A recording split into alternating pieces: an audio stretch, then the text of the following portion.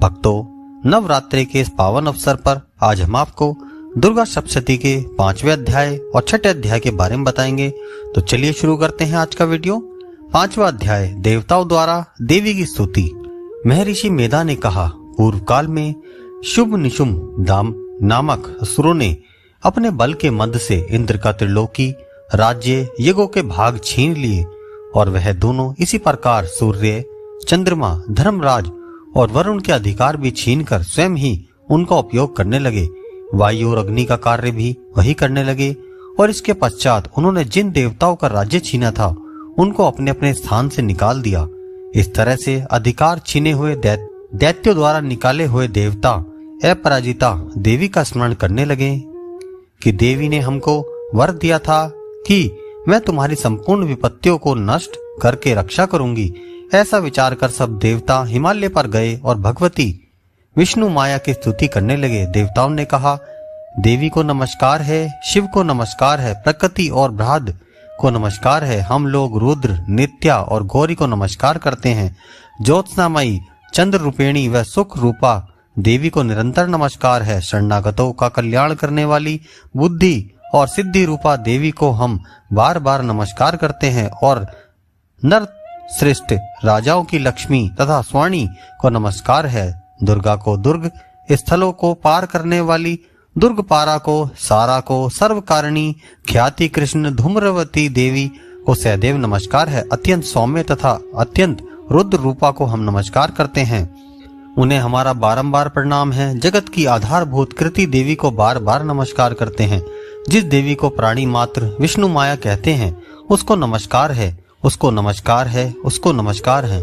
जो देवी संपूर्ण प्राणियों में चेतना कहलाती है उसको नमस्कार है, उसको नमस्कार है। जो देवी संपूर्ण प्राणियों में बुद्धि रूप में स्थित है उसको नमस्कार है, उसको नमस्कार है। जो देवी सब प्राणियों में निद्रा रूप में विराजमान है उसको नमस्कार है, उसको नमस्कार है।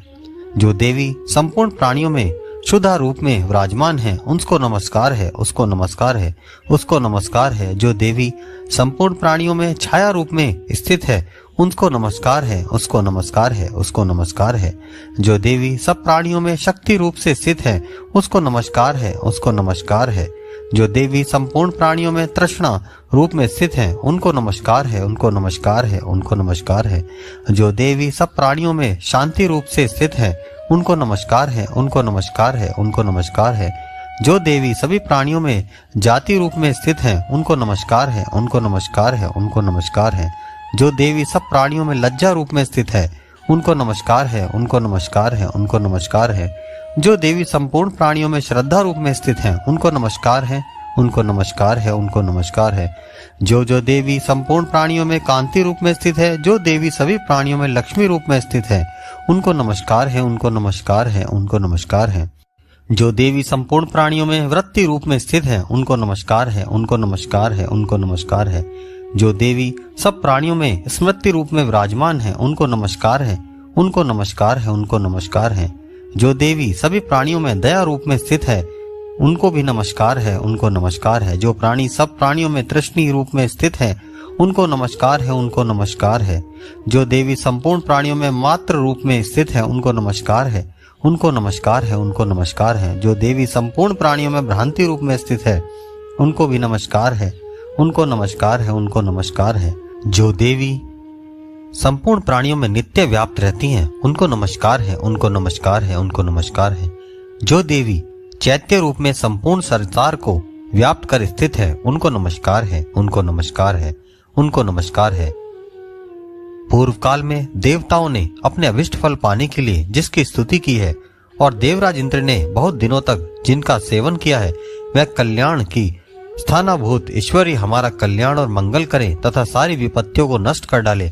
असुरों के सताए हुए हम संपूर्ण देवता उस परमेश्वरी को इस समय नमस्कार करते हैं तथा जो भक्ति पूर्वक स्मरण किए जाने पर तुरंत ही सब विपत्तियों को नष्ट कर देती है वह जगदम्बा इस समय भी हमारा मंगल कर हमारी समस्त विपत्तियों को दूर करे।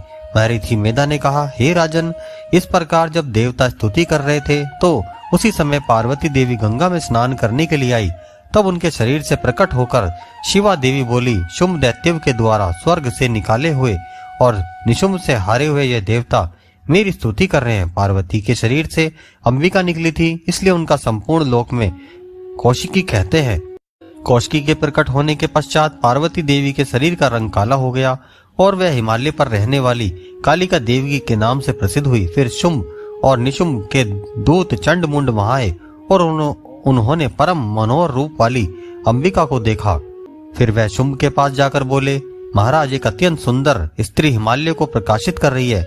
वैसे रंग रूप आज तक हमने किसी स्त्री का नहीं देखा। हे असुरेश्वर, आप यह पता लगाइए कि वह कौन है और उसको ग्रहण कर ले। वह स्त्री स्त्रियों में रतन है। वह अपनी कांति से दसों दिशाओं को प्रकाशित करती हुई वहां स्थित है, इसलिए आपको उसको देखना उचित है। हे प्रभु, तीनों लोकों की हाथी, घोड़े और मणि इत्यादि जितने रतन हैं, वह सब इस समय आपके घर में शोभायमान है। हाथियों में रतन रूप ऐरावत हाथी, उच्च शेव शवा नामक घोड़ा तो आप इंद्र से ले ही आए हैं। हंसों द्वारा जुता हुआ विमान जो ब्रह्मा जी के पास था, अब वह भी आपके पास है। और यह महापद नामक खजाना आपने कुबेर से छीन लिया है। समुद्र ने आपको सदा खिले हुए फूलों की किंजुली नामक माला दी है। वरुण का कंचन की वर्षा करने वाला छत्र आपके पास है। रथों में सर्वश्रेष्ठ प्रजापति का रथ भी आपके पास ही है। हे दैत्येंद्र, मृत्यु से उत्क्रांतिका नामक शक्ति भी आपने छीन ली है और वरुण का पाशा भी आपके भ्राता निशुंभ के अधिकार में है। और जो अग्नि में ना जल सके, ऐसे 2 वस्त्र भी अग्निदेव ने आपको दिए हैं। हे दैत्यराज, इस प्रकार सारी रत्न रूपी वस्तुएं आप संग्रह कर चुके हैं, तो फिर आप यह कल्याणकारी स्त्री के रूप में रतन रूप अनुपमा स्त्री आप क्यों नहीं ग्रहण करते? महर्षि मेधा बोले। चंड मुंड का यह वचन सुनकर शुंभ ने विचारा कि सुग्रीव को अपना दूत बनाकर वहां देवी के पास भेजा जाए। प्रथम उसको सब कुछ समझा दिया और कहा कि वहां जाकर उसको अच्छी तरह से समझाना और ऐसा उपाय करना जिससे वह प्रसन्न होकर तुरंत ही मेरे पास चली आए। भली प्रकार समझाकर कहना। दूत सुग्रीव पर्वत के समीप उस रमणीय भाग में पहुंचा जहां देवी रहती थी। दूत ने कहा, हे देवी, दैत्यों का राजा शुंभ जो इस समय तीनों लोकों का स्वामी है, मैं उसका दूत हूँ और यहाँ तुम्हारे पास आया हूँ। संपूर्ण देवता उसकी आज्ञा एवं स्वर से मानते हैं।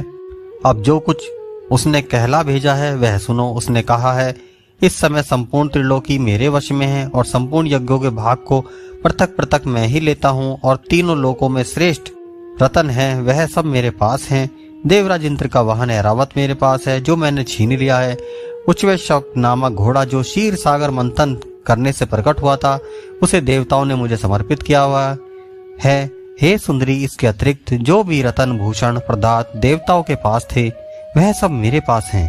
हे देवी, मैं तुम्हारे संसार की स्त्रियों में रत्नों मानता हूँ, क्योंकि रत्नों का उपभोग करने वाली मैं ही हूँ। हे चंचला कटाव वाली सुंदरी, अब मैं यह तुझ पर छोड़ता हूँ कि तू मेरे और मेरे भाई पराक्रमी निशुंभ की सेवा में आ जाए।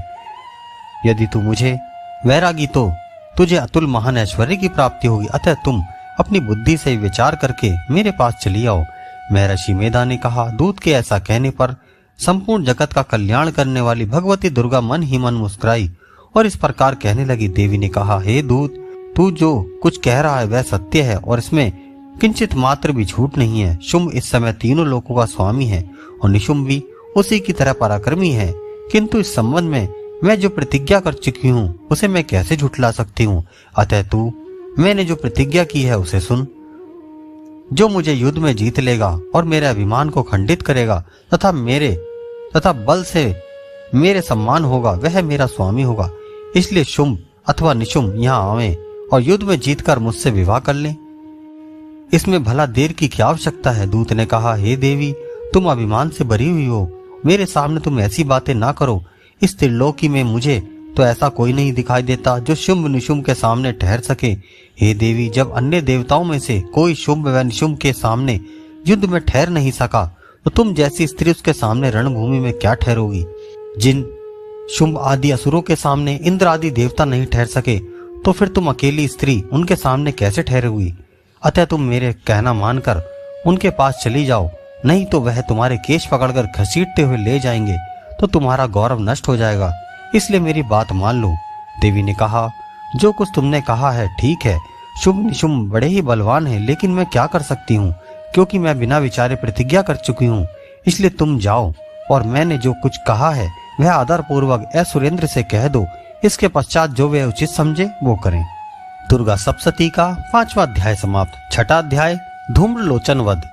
महर्षि मेधा ने कहा, देवी की बात सुनकर दूत क्रोध से भरा हुआ वहां से असुरेंद्र के पास पहुंचा और सारा वृतांत उसे कह सुनाया। दूत की बात सुन असुरेंद्र के क्रोध का पारवार ना रहा और उसने अपने सेनापति धूम्रलोचन से कहा, धूम्रलोचन, तुम अपनी सेना सहित शीघ्र वहां जाओ और दुष्ट के केशों को पकड़कर उसे घसीटते हुए यहाँ लेकर आओ।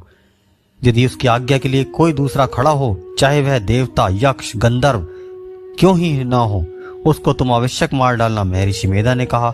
शुंभ के इस प्रकार आज्ञा देने पर धूम्रलोचन 60,000 राक्षसों की सेना को लेकर वहां पहुंचा और देवी को देखकर ललकार कर कहने लगा, अरे तू अभी शुंभ और निशुंभ के पास चल। यदि तू प्रसन्नता पूर्वक मेरे साथ ना चली तो मैं तेरे केश पकड़कर घसीटता हुआ तुझे ले चलूंगा। देवी बोली, असुरेंद्र का भेजा हुआ तेरे जैसा बलवान यदि बलपूर्वक मुझे ले जाएगा तो ऐसी दशा में मैं तुम्हारा क्या ही कर सकती हूँ। महर्षि मेधा ने कहा। ऐसा कहने पर धूम्रलोचन उसकी ओर लपका, किंतु देवी ने अपनी हुंकार से ही भस्म कर डाला। यह देखकर असुर सेना क्रोधित होकर देवी की ओर बढ़ी, परंतु अंबिका ने उन पर भी तीखे बाणों, शक्तियों और फारसों की वर्षा आरंभ कर दी। इतने में ही देवी का वाहन भी अपनी गिवरा के बालों को झटकता हुआ और बड़ा भारी स्वर करता हुआ असुरों की सेना पर कूद पड़ा। उसने कई असुर अपने पंजों से, कई अपने जवाड़ों से और कई धरती पर पटककर अपनी दहाड़ों से घायल कर डाले। उसने कई असुरों के अपने नख से पेट फाड़ डाले और कई असुरों को तो केवल थप्पड़ मारकर ही सिर धड़ से अलग कर दिया। कई असुरों की भुजाएं और सिर तोड़ डाले और गर्दनों के बलों को हिलाते हुए उसने कई असुरों को पकड़कर उनके पेट फाड़कर उसका रक्त पी लिया। इस प्रकार देवी के उस महाबलवान सिंह ने क्षण भर में असुर सेना को समाप्त कर दिया। शुंभ ने जब यह सुना कि देवी ने धूम्रलोचन असुर को मार डाला है और उसके सिंह ने सारी सेना का संहार कर डाला है तो उसको बड़ा क्रोध आया। उसने मारे क्रोध के होठ फड़फड़ाने लगे और उसने चंड तथा मुंड नामक महाअसुरों को आज्ञा दी, हे चंड मुंडे, हे मुंड, तुम अपने साथ एक बड़ी सेना लेकर वहां जाओ और देवी के बाल पकड़कर उसे बांधकर तुरंत ही यहाँ लेकर आओ। यदि उसको यहाँ लाने में किसी प्रकार का संदेह हो तो अपनी सेना सहित उससे लड़ते हुए उसको मार डालो। जब वह दुष्टा और उसका सिंह दोनों मर जावें तब भी उसको बांधकर यहाँ लेकर आना। तो प्रिय भक्तों, इस प्रकार दुर्गा सप्तशती का 6ठा अध्याय समाप्त होता है। बोलिए जय माता दी।